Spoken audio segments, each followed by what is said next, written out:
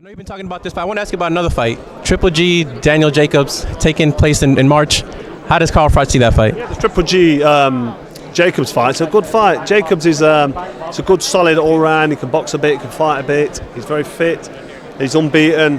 I just think it's the first fight that Golovkin's involved in where you can say, you know what, it's a decent name for him. I still want to see Golovkin move up to super middleweight. I think there's bigger tests for him out there.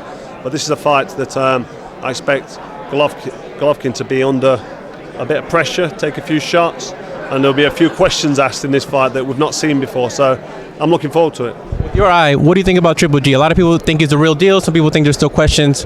How does Carl Froch see Triple G as an overall fighter? Well, I think as a boxing purist, I think he's a great fighter. He's proven that in the amateurs. He's shown that, you know, the people he's beaten as an amateur that have gone on to do things in the professional game, he's proven that, you know, he's of a quality, a certain quality, which is a high quality, but not all top amateurs make top pros.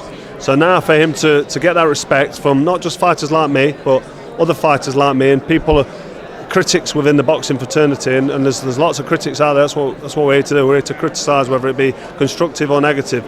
And it's difficult to put Triple G and put him up there with the best of the best and the elite and say that he's a Hall of Famer purely because he's not got any names that stand out on his record that he's beaten. There's nobody there, and this is the first fight for him to start notching up that list of great fighters. But he needs to go on from this and do more and show us what we all think. I think he's a great fighter. I think he can be really, I mean, he's obviously undisputed middleweight champion, so he's doing something right, but he's still not boxed anybody. He needs to step up, maybe a James DeGale. I wanted to see him fight Andre Ward. I don't know what Andre Ward's doing, but you know, that would really answer questions for us and really tell us how good he is. But he's obviously very good. A lot isn't enough, in your opinion?